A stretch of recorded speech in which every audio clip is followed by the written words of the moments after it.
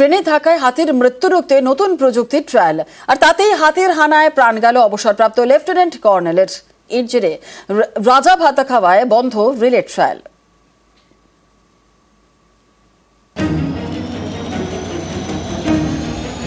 হাতি বাঁচানোর কাজে গিয়ে হাতির হানাতেই মৃত্যু।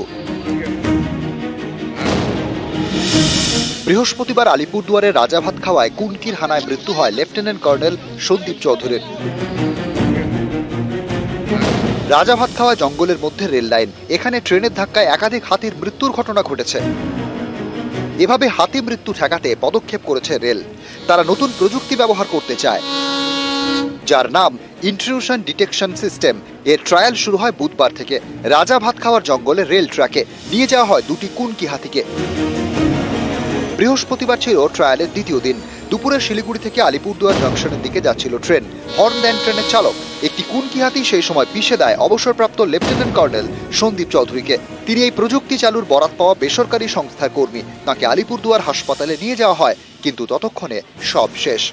ডেমনস্ট্রেশন চলাকালীন একটা ট্রেনও থাকে ওই ডেমনস্ট্রেশনের মধ্যে, একটা পোষা হাতি কুনকি যাকে বলে, কুনকি আনা হয়েছিল। তো এই ভদ্রলোকের নাম হচ্ছে colonel Sandeep Chowdhury, retired. Demonstration দিচ্ছিলেন, হাতিটা যখন ব্যাক করে ওনাকে মেরে দেয়, মারা যান, ক্রাশ হয়ে যায় হেড। হাতি বাঁচানোর কাজে গিয়ে বৃহস্পতিবার এভাবে প্রাণ হারান এক অবসরপ্রাপ্ত সেনাকর্তা। এর জেরে শুক্রবার আর ইন্ট্রুশন ডিটেকশন সিস্টেমের ট্রায়াল হয়নি।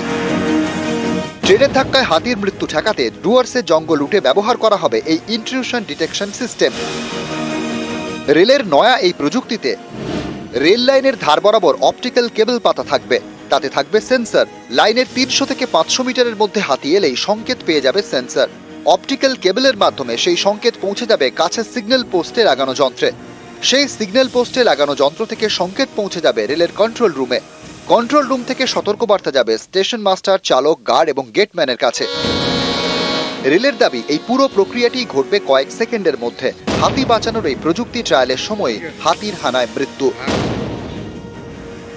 আলিপুরদুয়ার থেকে রাজকুমার কর্মকার, নিউজ 18 বাংলা।